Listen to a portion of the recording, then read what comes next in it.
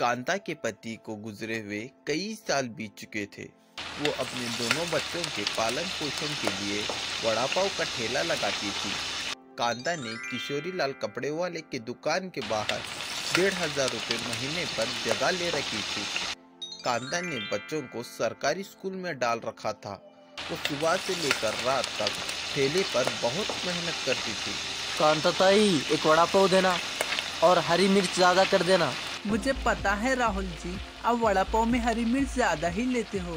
हाँ जी भैया, आपको बिना मक्खन वाला वड़ा पाव 20 रुपए का और मक्खन वाला 30 रुपए का है। कांता ताई, 2 वड़ा पाव देना, मैं आपको अभी थोड़ी देर में पैसे दे देता हूँ, ठीक है ना? कल्लू भैया, आपके पिछले पैसे भी देना अभी बाकी हैं। 10 प्लेट वड़ा पाव के पैसे हो गए हैं। अरे तो दे दूंगा ना कांता ताई, ना तुम कहीं जा रही हो ना मैं यहाँ से कहीं भागा जा रहा हूँ। कल्लू भैया, कोशिश करना कि ये पैसे आप मुझे जल्द ही दे देना। मेरी भी रोजाना की मेहनत लगती है ये सब सामान लाने में। उधार देती रहूंगी तो कमाऊंगी क्या और खाऊंगी क्या? क्या हो रहा है कल्लू? उधार के पैसे दे दिया करो। गरीब वड़ा पाव वाली से उधार खाने के बजाय पैसे देकर खाया करो। तो सेठ जी, दे तो देता हूँ, वो तो मेरे पास छुट्टे नहीं थे, इसलिए बाद में दे देता। कांता ताई, महीने के 1500 कब दे रही हो? भाई जी, मैं आपको कल पकड़ा दूंगी। कल्लू, कल साड़ियों का नया माल आना है, मुझे डॉक्टर के पास जाना है, तो मैं थोड़ी देर से आऊंगा। तुम सारा माल उतरवा लेना। ठीक है सेठ जी, मैं रखवा लूंगा। और कल्लू, कैसा है मेरा दोस्त? हाँ ये ले, अगले महीने मेरी शादी है। ये मेरी शादी का कार्ड पकड़। हाँ, आप बैठ थोड़ी देर यहाँ, मैं ये माल जरा देख कर रख लूँ। और बता क्या खाएगा? रुक, मैं तेरे लिए वड़ा पाव मंगवाता हूँ। हाँ, तुझे तो वड़ा पाव बहुत पसंद है ना? अब तू इतना कह रहा है तो मंगवा ले।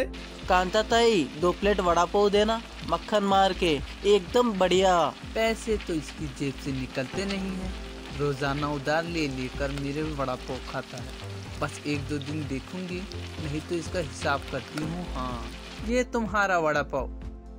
कांता ताई, करता हूँ मैं हिसाब 1-2 दिन में। हाँ। कल्लू और कालिया ब्रेड वड़ा पाव खाने लगते हैं।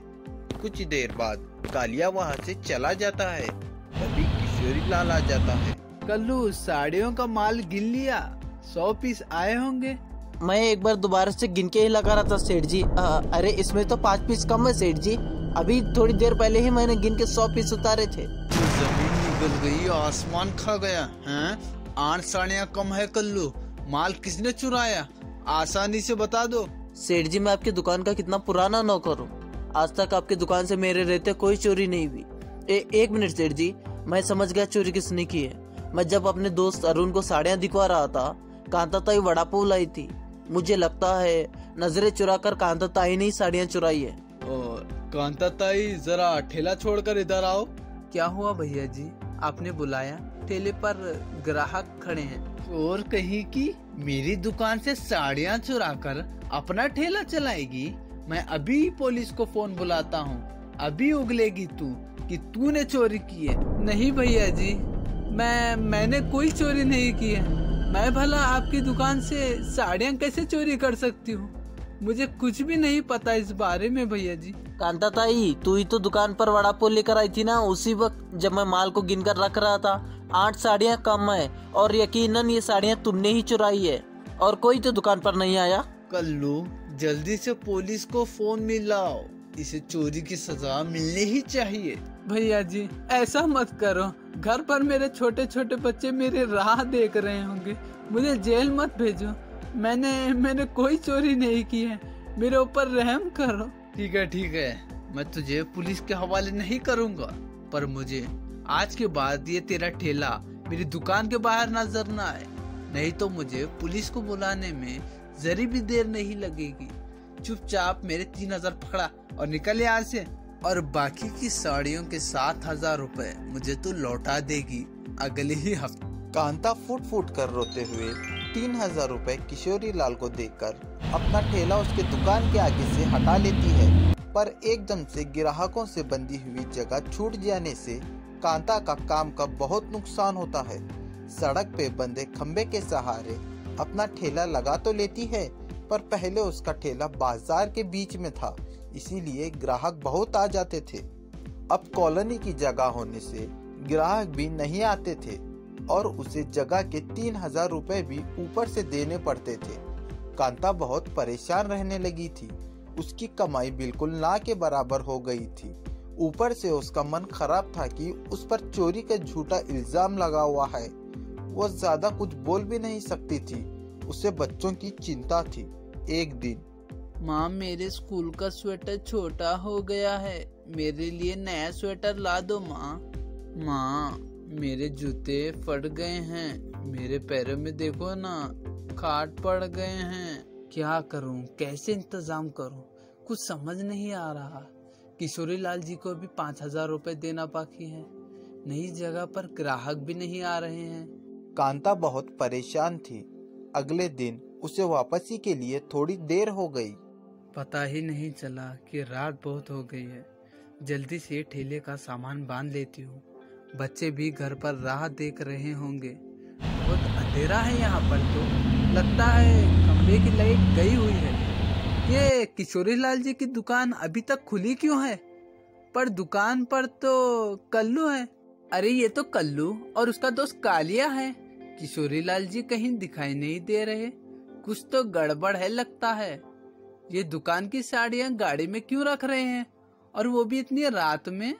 किशोरी लाल जी को फोन लगाकर पता करना होगा। कांता किशोरी लाल जी को अपने फोन से फोन लगाती है और सारी बात बता देती है, जिसे सुनकर किशोरी लाल जी हैरान परेशान हो जाते हैं और वो कांता के कहने पर दुकान तुरंत पहुंच जाते हैं। अरे सेठ जी, आप इस वक्त? वो मैं दुकान में माल को चेक करने के लिए आया था। इस वक्त तुम कौन सा माल चेक करने आए हो? और ये कालिया क्या कर रहा है तुम्हारे साथ? मैंने तुम्हें चाबियां इसलिए पकड़ाई हुई थी, मुझे सुबह किसी जरूरी काम से जाना था ताकि तुम दुकान जल्दी खोल सको। विश्वासघाती, तुम चोरी कर रहे थे मेरी दुकान से। किशोरी लाल पुलिस को फोन लगा देता है। वो कल्लू और कालिया को चोरी के इल्जाम में गिरफ्तार कर लेते हैं। कल्लू पुलिस के सामने उगल देता है कि वो पिछले कई दिनों से साड़ियां चोरी करके कालिया के साथ बेच रहा था और उसी ने खुद को बचाने के लिए कांता पर झूठा इल्जाम लगाया हुआ था। कांता ताई, मुझे माफ कर दो। आज तुम ना होती तो पता नहीं ये दोनों तो मेरी पूरी दुकान ही लूट चुके होते। तुम्हारा बहुत बहुत शुक्रिया। और मैंने तुम्हारे साथ इतना गलत व्यवहार किया, पर फिर भी तुमने आज मेरी सहायता की। भैया जी, आप मुझसे माफी मत मांगिए। कई बार हम कानून सुनी पर विश्वास कर लेते हैं और बिना दूसरे पक्ष पर विश्वास किए नतीजे पर पहुंच जाते हैं। शायद कभी कभी हमारा समय ही खराब होता है, इसीलिए परिस्थितियां हमारे विपरीत होती हैं। कांता की सच्चाई और कल्लू का सफेद झूठ किशोरी लाल के आगे आ जाता है। कांता फिर से किशोरी लाल के दुकान के बाहर ही अपना वड़ा पाव का ठेला फिर से लगा लेती है, जिसे उसके बंधे हुए ग्राहक फिर से वापस आ जाते हैं और एक गरीब वड़ा पाव वाली को सच्चाई का फल मिल जाता है। तो दोस्तों, आपको इस कहानी से क्या सीख मिली, आप हमें कमेंट कर जरूर बताइए। और हाँ, हमारे चैनल को सब्सक्राइब नहीं किया है तो सब्सक्राइब कर लीजिए।